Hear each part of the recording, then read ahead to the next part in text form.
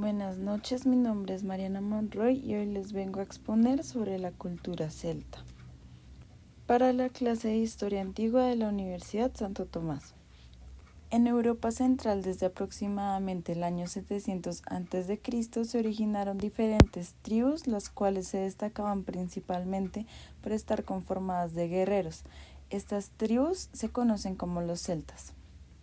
Cabe mencionar que los celtas eran diferentes tribus y que nunca llegaron a ser un estado unificado. Sin embargo, a partir de rasgos culturales comunes como la lengua, las costumbres religiosas y distintas formas de arte, y sobre todo la manera en la que ejecutaban la guerra, podían relacionarse entre ellos. Los orígenes celtas se encuentran muy relacionados entre tres eventos culturales que serían sus predecesores. Una de ellas era la cultura de las urnas. La cultura de campos de urnas se origina aproximadamente en el año 1300 a.C. en el Alto Danubio. Se utilizaban para guardar los restos incinerados de los fallecidos a manera de ceremonia. Otro evento cultural realmente importante fue la cultura del Gestalt. Esta se origina aproximadamente en el 1200 a.C. en Europa Central. Fue una cultura que se expandió a través de Europa gracias al comercio, las alianzas, el casamiento y las migraciones. Esta fue una cultura realmente importante, más o menos entre la edad de bronce y hierro. Es realmente famosa en la prehistoria europea por su rica necrópolis. Esta cultura también dejó varios tesoros arqueológicos, como por ejemplo sus minas de sal. En estas minas de sal se encontraba un gran yacimiento de cementerio prehistórico. En 1846, Johann Georg Ramsur halló una rica necrópolis datada entre los siglos VIII y V a.C. en el interior de estas minas. Por ejemplo, aquí podemos encontrar una representación de las tumbas del cementerio Hallstatt. Por último, encontramos la fase del periodo del Ateneo, o la segunda edad de hierro. Hubieron muchos grupos de distintas tribus reunidas por compartir los rasgos culturales como el arte y la religión. Estas aparecerían entre los siglos V y I a.C. en el centro de Europa.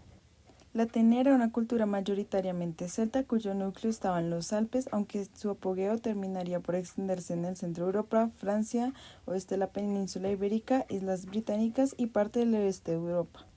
En la cultura de Atenea habían diferentes tipos de asentamiento, donde destacaban dos: los asentamientos fortificados con un baluarte de piedras rodeados por un foso, en donde en su interior habían casas de madera de planta rectangular, y también existían los hábitats rurales, que eran pequeñas aglomeraciones de viviendas de madera que podían tener plantas rectangulares como cuadrangulares. Eran realmente comunes en los asentamientos en los valles. Esta cultura se caracterizaba también por su uso del hierro y por su arte a partir de patrones geométricos vegetales y espirales. Cuando se habla de la jerarquía celta, debemos tener en cuenta los diferentes niveles de poder que existieron. En la punta de la pirámide encontramos gobernantes o guerreros de élite. Después de esto seguían los sacerdotes y druidas, que podrían ser filósofos o también podrían ser profetas. También encontramos en el siguiente peldaño los artesanos o los mercaderes o agricultores. Y por último existen los esclavos. Las sociedades celtas eran en principio gobernadas por monarcas. Sin embargo, más adelante implementarían los jefes electos. Estos jefes normalmente eran elegidos por consejos conformados por los ancianos de la tribu. Algo importante a mencionar de las tribus celtas es que éstas solían unirse entre ellas para prestarse apoyo económico. Las que eran más poderosas llegaban a dominar a las más débiles cobrando impuestos. También existen evidencias en donde la figura de la mujer en la cultura celta era tratada equivalentemente e incluso podían llegar a ocupar lugares de poder. Un ejemplo de una figura femenina que alcanzó este estatus es Boudica, que entre los celtas británicos se volvió la reina guerrera. La religión celta era politeísta. Entre sus costumbres se rendía culto a la naturaleza, se hacían ofrendas a los dioses, o cuando algún miembro fallecía se depositaban objetos valiosos o de uso especial en su tumba. También creían en el uso de tótems protectores y en el concepto de la vida después de la muerte. Todas las ceremonias de carácter religioso realizadas en la sociedad celta se llevaban a cabo a través de los druidas. Entre algunos dioses celtas podemos encontrar a Dagda, Valar, Cernunnos, Belenus y Morrigan, siendo Dagda el dios supremo de los celtas irlandeses. Un factor realmente importante de las tribus celtas era su habilidad para la guerra, ya que ésta definía el estatus social. Su equipamiento estaba conformado por escudos triangulares, los cuales tenían grabados espadas largas y lanzas, cuernos de guerra y estandartes. Cuando los celtas empezaron a expandirse gracias a las guerras, se hicieron conocidos entre los romanos y los griegos. De hecho, los celtas lograron saquear a Roma en el año 390 a.C. y a Delfos en el 279 a.C. Sin embargo, el ejército celta, a comparación del romano, se encontraba peor armado y organizado, por lo que realmente nunca empezaron a representar un peligro para el Imperio Romano.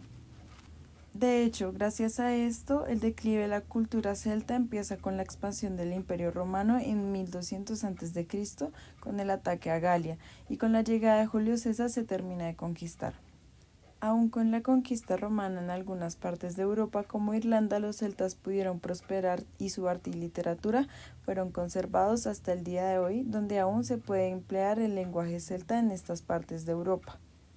El arte celta guarda algunos temas referentes o algunas características, por ejemplo, el amor por las formas fluidas, tanto en los contornos de las obras como en su decoración.